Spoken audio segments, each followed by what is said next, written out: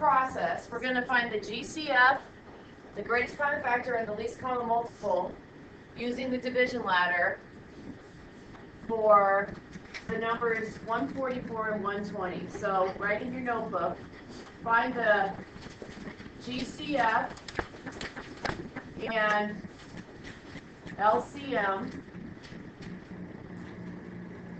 of 120 and 144.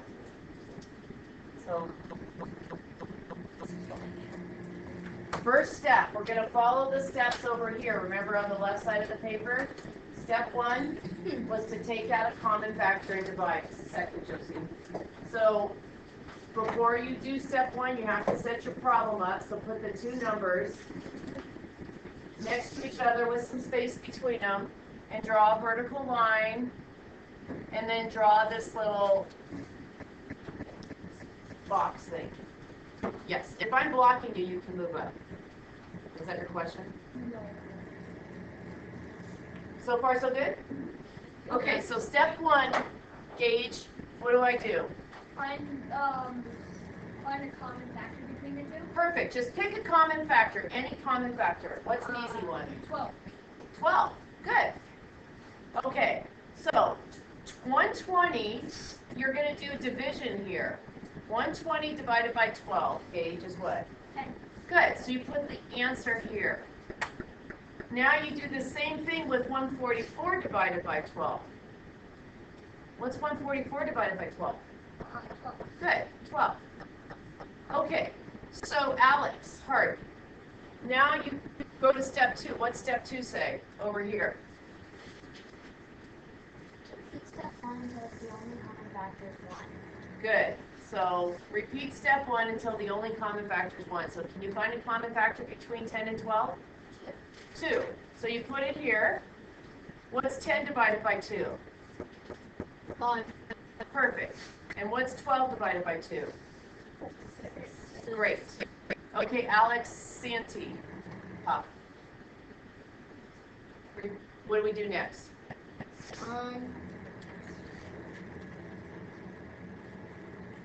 I would repeat step 1 until the only common factor is 1. So what do 5 and 6 have in common? 5 and 6.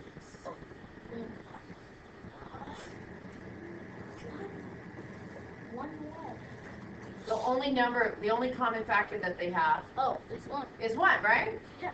So then I'm at the bottom, so that's the bottom of my ladder. That's okay. So I'm at the bottom of my ladder.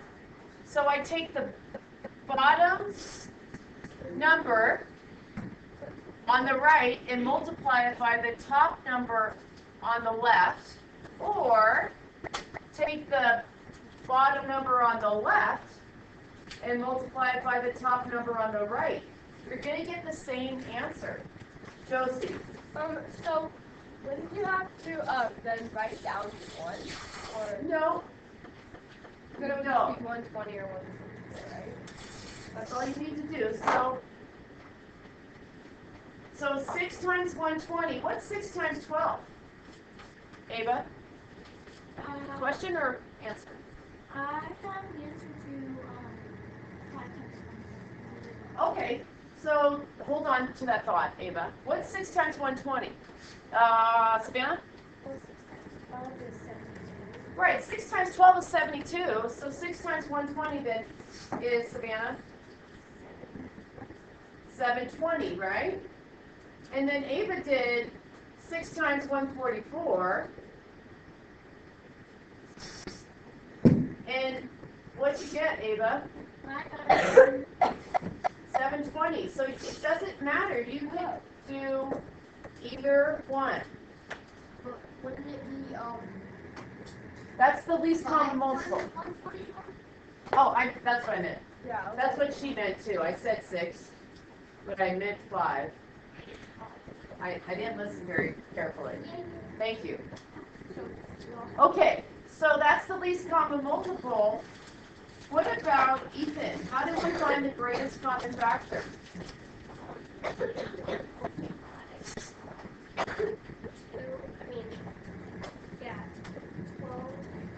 take the factors, all of the factors from the side,